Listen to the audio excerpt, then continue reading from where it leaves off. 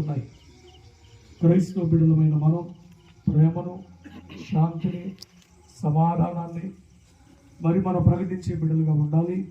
కేవలం ప్రకటించడం మాత్రమే కాదు, కానీ దాని ప్రకారం జీవించే వారముగా మనందరం ముందుకు స్తోత్రం చెప్దాం. అందరు గట్టిగా హల్లెలూయా.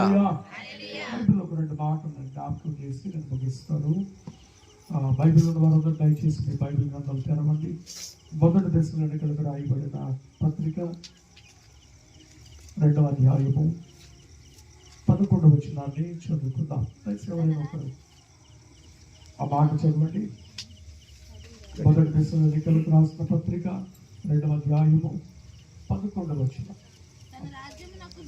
తన రాజ్యమునకును మహిమకును పిలుచుచున్న దేవునికి తగినట్టుగా మీరు నడుచుకోవలనని మేము మీలో ప్రతి వారిని హెచ్చరించుచు, ధైర్యపరచుచు, సాక్ష్యం ఇచ్చుచు, తండ్రి తన బిడ్డల ఎడల నడుచుకున్న రీతిగా మీలో ప్రతి వారు కూడా మేము నడుచుకుంటామని ఆమె చెప్పండి గట్టిగా. హల్లెలూయా. తండ్రి మార్గములు నడిచే వారంగా ఉండాలి.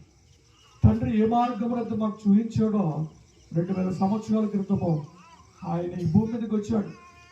ఈ భూమి మీద ఉన్న సర్వ మానవాళి కొరకు తన 2 చేతులు చాచి ఆ ఘోర కల్వరి శిలువలో మన కొరకు ప్రాణం పెట్టాడు. ఆయన రక్తం కాచాడు.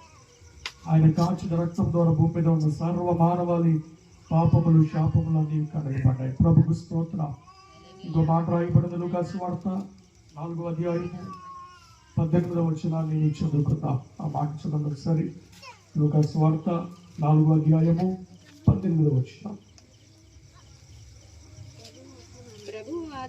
ప్రభు ఆత్మ నా మీద ఉన్నది, బీదలకు సువార్తను ప్రకటించుటకై ఆయన నన్ను అభిషేకించి చెరలో ఉన్న వారికి విడుదల, గురుడి వారికి చూపు కలుగునని ప్రకటించారు. స్తోత్రం చెప్పండి అందరూ. యేసు ప్రభు ఈ భూమికి రావడానికి గల కారణం ఏంటనగా బీదలకు సువార్త ప్రకటించబడాలి. నశించిపోతున్న వారికి ఒక గొప్ప రక్షణ మన ద్వారా ప్రకటించబడాలి అని యేసు ప్రభు ఈ భూమి మీదకి వచ్చినట్టుగా మనందరం చూడగలం.